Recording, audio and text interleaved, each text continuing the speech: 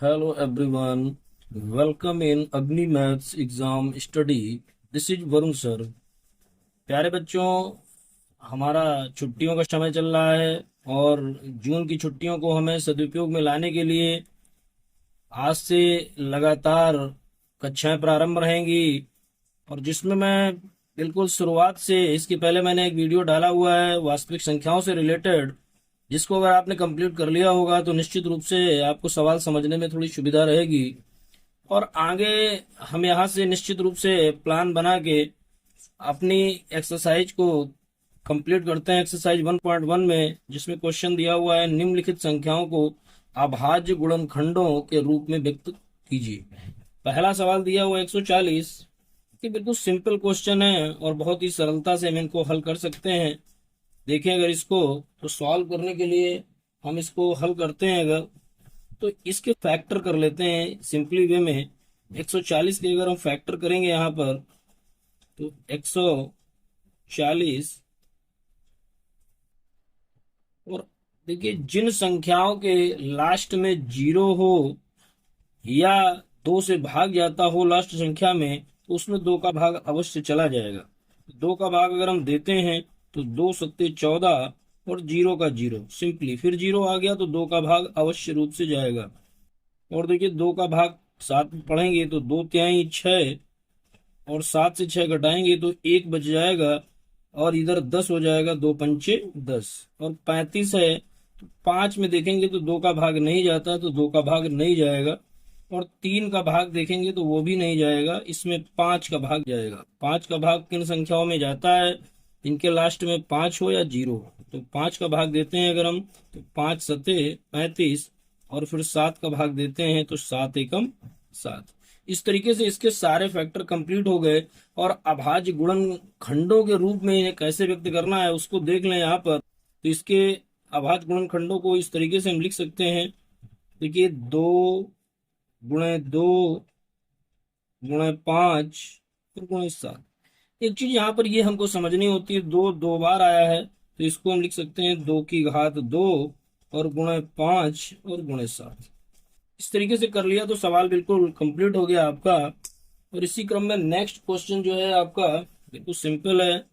शायद सभी बच्चे थोड़ा सा ध्यान देंगे तो निश्चित रूप से समझ पाएंगे। अगला क्वेश्चन है 156 के रूप में, और यहाँ पे पहला क्वेश्चन हमारा कंप्लीट हो जाता है। दूसरा क्वेश्चन 156 के अगर हम फैक्टर करेंगे तो यहाँ पर समझेंगे 156 के फैक्टर करेंगे, शायद सभी बच्चे समझ पाएंगे इसको। 156, और इसको हम डिवाइड कर लेते हैं 2 से।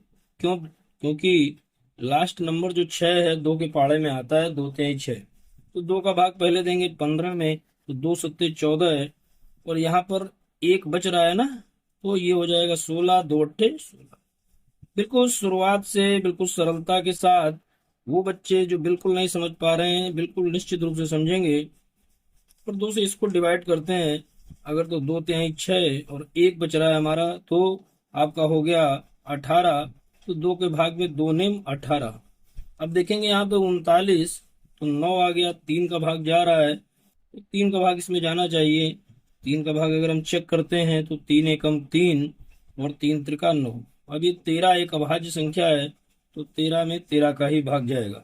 इस तरीके से इसके फैक्टर कंप्लीट हो गए, और इसको हम इस तरीके से लिख सकते हैं 2 गुणे 2 गुणे 3 और गुणे 13। लिखने का मेन तरीका सीखना है। 2 2 बार आया है तो इस यहाँ भी लिखेंगे 2 की घात 2 गुणे 3 और गुणे 13। शायद सभी बच्चे समझे होंगे।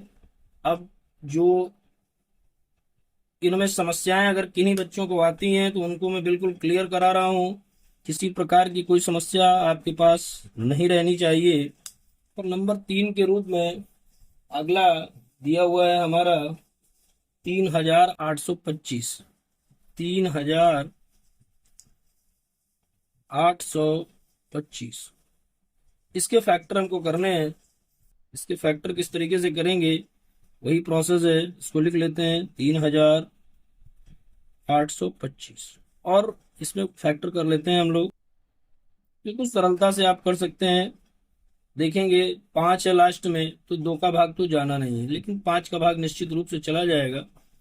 तीन का भाग हम चेक कर सकते हैं, जोड़ देखेंगे अगर तो 8 3 11, 11 और 2 13, और 13 और 5 18, 18 में तीन का भाग जाता है, इसमें तीन का भाग जाना चाहिए। तीन का भाग देकर हम लोग चेक करेंगे। 3 एकम 3 और 3 दूना 6, बचा कितना भाई 2, तो हो गया 22। तो ये हो गया 3 सते 21, और एक बच गया 22, 21 22, तो एक होता है ना अंतर, तो आपका 15, 3 5 15। लास्ट में 5 है, पर तीन को चेक करने 12 और 7 होते हैं 19, और 19 और 5 24, तीन का भाग पुनः जा रहा है, क्योंकि 24 में तीन का भाग जाएगा ना, इसलिए तीन का अगर भाग देते हैं बेटा यहाँ पे, तो 3 चक्कू 12, और कितना बचा हमारे पास, कुछ नहीं, तो इस साथ में देंगे। 3 दूना 6, एक बच गया, 3 5 15, और फिर हम यहाँ पर 5 4 9 और 2 11, 5 का ही भाग जाएगा। यहाँ से अगर हम देखेंगे तो 5 का भाग चेक करते हैं, तो 5 का भाग देते हैं, तो 5 8 40, और आपका कितना बच गया 2, तो 5 5 25। पुनः अगर देखेंगे तो 5 का भाग जा रहा है हमारा, 5 एकम 5, और 8 से 5 घटाया 3 बचा, तो 5 7 35, और यहाँ पे 17, 17 का भाग देंगे तो एक बार। तो इस तरीके से इसके फैक्टर हमारे कंप्लीट हो गए। इसको अगर हम करेंगे तो यहाँ पर कितना आ जाएगा आपका, देखते हैं अगर, तो 3 गुणा 3 गुणा 5 गुणा 5 और गुणा 17। इसको क्लियरली लिखें तो इस तरीके से लिख सकते हैं, 3 की घात 2 और गुणा 5 की घात 2 और गुणा 17। यहाँ पर मुख्य रूप से आपको जो परीक्षक है वो सिखाना चाहता है कि अभाज्य गुणनखंडों को गुणनफल के रूप में कैसे लिखेंगे। अगर एक समान पद है तो उनको हम उनकी घात के रूप में लिखेंगे, और बाकी को हम वैसे ही कन्वर्ट करेंगे। तो आगे अगर हम देखते हैं इनको, अगला क्वेश्चन को लेते हैं, क्वेश्चन नंबर 4 के रूप में। फर्स्ट का फोर्थ पार्ट जो हमारा दिया हुआ है वो है हमारा 5005, 5005। शायद क्लियर दिख रहा होगा आप लोगों को और समझ में भी आ रहा होगा। और कोई दिक्कत हो, कम समझ में आए, तो आप कमेंट बॉक्स में तुरंत कमेंट करके बता सकते हैं कि ये दिक्कत है सर, समझ में नहीं आया, या किसी भी तरीके की समस्या। चलिए आगे देखेंगे अगर इस क्वेश्चन को, तो 5 और 5 10 होता है। इसमें और किसी संख्या का भाग, 5 का भाग सिंपली जा रहा है, तो 5 का भाग अगर हम देते हैं तो देखिए 5 का भाग 5 एकम 5, और जीरो में तो जाएगा नहीं, 5 जीरो जीरो, और 5 एकम 5। अब यहाँ पर देखेंगे 1 1 2, तो 3 का भाग जाना नहीं। 5 के बाद अगला नंबर जो आता है भाज्य गुणनखंड का वो आता है 7। तो अगर हम 7 का चेक कर लें यहाँ पर, 7 एकम 7, बचेगा 3, हमारा हो जाएगा 30, 7 चौक 28, और 7 का भाग जा रहा है बेटा। यहाँ पर चेक करेंगे 7 का, देखिए 7 एकम 7, और 10 से 7 अगर निकल गए, 3 बचा ना 30, तो 7 चौक 28, और 2 बचेंगे, तो 7 त्रिका 21। अब 143 आ गया। 143 में क्या 7 का भाग जाएगा? नहीं जाएगा। 3 का भाग नहीं जाएगा, तो 7 के बाद अगला अभाज्य गुणनखंड आता है हमारा 11। 11 का भाग अगर इसमें दें हम, तो 11 का जाएगा। 11 एकम 11, और कितना बचा 3, 11 त्याई 33। उसके बाद 13 हमारा बच रहा है। 13 का अगर देते हैं, 13 एकम 13। इसके अगर अभाज्य गुणनखंड हम देख लें, तो इसके अभाज्य गुणनखंड क्या है? सभी अलग अलग हैं। 5 गुणा 7 गुणा 11 और गुणा 13। शायद सभी बच्चे आराम से समझ पा रहे होंगे। इसमें कोई लास्ट नंबर और भी बचा है, जरा उसको भी चेक कर लेते हैं। इधर जगह हो तो यही मैं समझा दूं आपको, कि नेक्स्ट पे समझा दूं। देखें दिख रहा है इधर कि नहीं दिख रहा है, बता दीजिएगा भाई। शायद मुझे लग रहा है कि दिख रहा होगा। अगर यहाँ पे देखें अगले क्वेश्चन के रूप में नंबर 5 को, नंबर 5 फर्स्ट का दिया हुआ है हमारे पास 7,429, 7,429 थोड़ा सा अलग नंबर है। चेक करते हैं इसको। जब हम सॉल्व करेंगे इसको तो देखिएगा 7,429।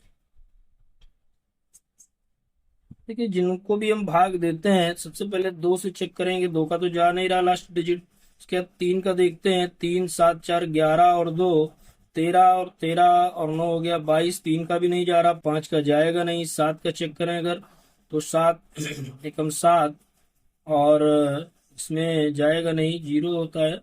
तो सात छंग 42, आगे नहीं जाता है। 11 का देखें तो 11 सत्ते से 70, 11 छंग 66, 11 का भी भाग इसमें नहीं जा रहा है। 13 का इजीली देखेंगे तो 17 का भाग इसमें चला जाना चाहिए।